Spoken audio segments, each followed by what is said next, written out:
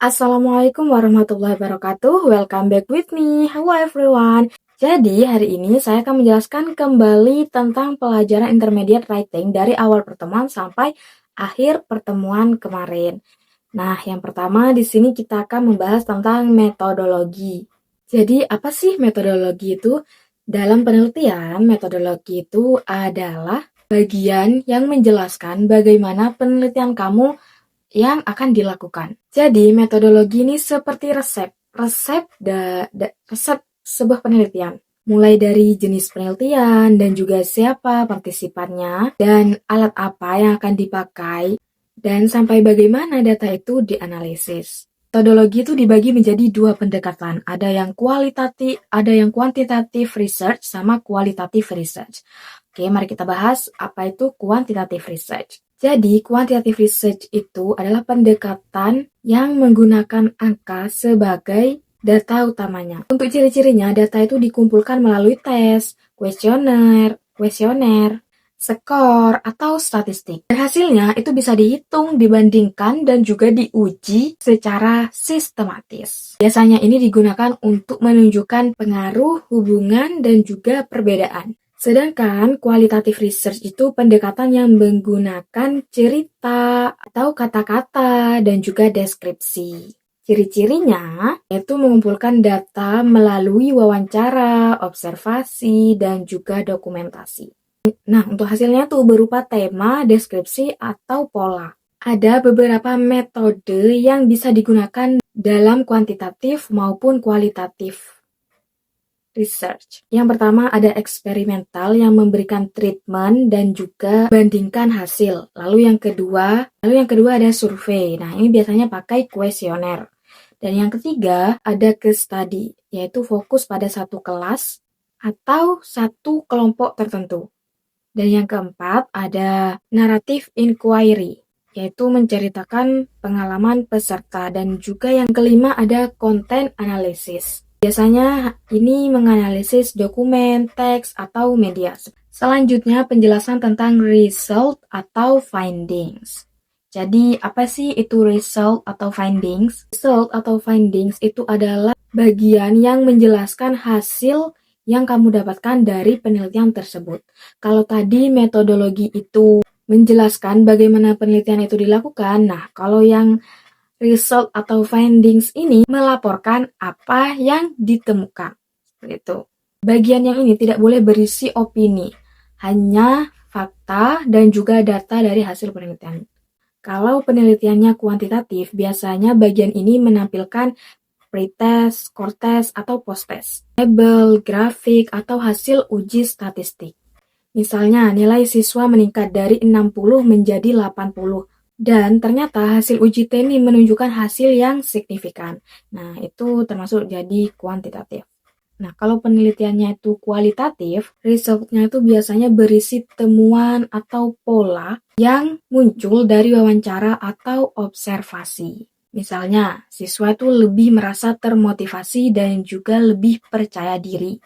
Di bagian ini, peneliti juga boleh menyertakan kutipan langsung dari peserta untuk memperkuat data. Intinya, result itu adalah tempat untuk menunjukkan apa yang ditemukan, bukan menafsirkan.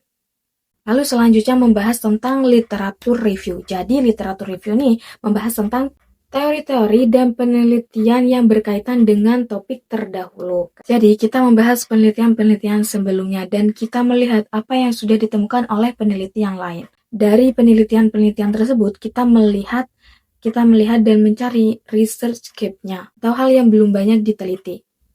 Nah, gap inilah yang menjadi alasan mengapa penelitian kita ini perlu untuk dilakukan. Jadi, literatur review ini berfungsi sebagai dasar teori dan juga ringkasan studi sebelumnya dan menunjukkan keunikan penelitian kita. Lalu selanjutnya ada conclusion. Conclusion ini adalah bagian akhir dari penelitian yang berisi kesimpulan umum berdasarkan seluruh proses penelitian, mulai dari tujuan, hasil, hingga implikasinya. Nah, conclusion ini tidak berisi tentang data baru, teori baru, atau analisis baru.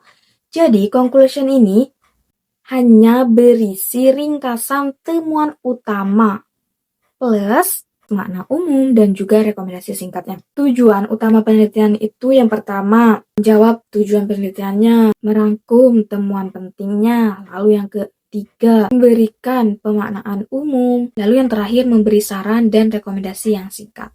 Jadi intinya konklusi itu biasanya berisi tentang saran yang singkat untuk guru, siswa, atau peneliti selanjutnya.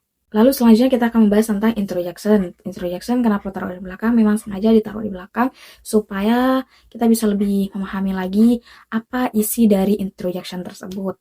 Langsung saja, di bagian introduction itu biasanya peneliti itu mulai menjelaskan tentang latar belakang masalah, yaitu mengapa topik ini penting untuk diteliti. Setelah itu, peneliti merumuskan masalah dalam bentuk pertanyaan penelitian. Pertanyaan inilah yang menjadi fokus utama penelitian. Lalu dijelaskan tujuan penelitiannya, yaitu apa yang ingin dicapai dan apa yang ingin dijawab. Selain itu, peneliti memaparkan manfaat penelitian, baik secara teoritis maupun praktis. Misalnya bagi mahasiswa, guru, atau peneliti yang lain. Tapi ada juga beberapa penelitian yang mencantumkan beberapa batasan penelitian agar ruang lingkupnya itu jelas. Secara keseluruhan, introduction ini bertujuan memberi gambaran awal tentang arah, fokus, dan pentingnya penelitian tersebut. Mau dibawa mana nih penelitian tersebut? Dan ada gambaran awal di introduction ini yang akan menjelaskan tentang isi dari penelitian tersebut. Lalu selanjutnya kita akan membahas tentang abstrak. Jadi abstrak itu adalah ringkasan singkat dari seluruh penelitian. Isinya mencakup 5 hal utama. Latar belakang singkat, tujuan penelitian, metode yang digunakan, hasil utama, dan juga serta kesimpulannya. Abstrak ini ditulis dengan padat dan juga jelas. Biasanya hanya satu paragraf, sekitar 150 sampai 250 kata. Meskipun letaknya di bagian paling awal di sebuah artikel, sebenarnya abstrak ini ditulis terakhir setelah peneliti menyelesaikan semua bagiannya. Sudah menyelesaikan semua bagiannya. Setelah itu barulah kita menulis abstrak ini. Kenapa abstrak itu dijelaskan di belakangan? Alasannya itu karena kita itu harus paham semua hasil penelitian dan juga metode penelitian dulu sebelum bisa memahami ringkasan utuhnya. Lalu yang terakhir kita akan membahas tentang bagian judul. Jadi judul itu merupakan identitas utama dari sebuah penelitian.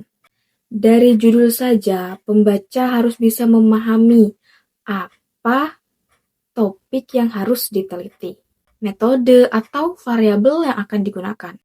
Dan juga harus memahami siapa subjeknya. Judul yang baik biasanya tuh spesifik, jelas, dan mencerminkan variabel penelitian. Mungkin hanya itu yang bisa saya jelaskan. Mohon maaf untuk kurang lebihnya.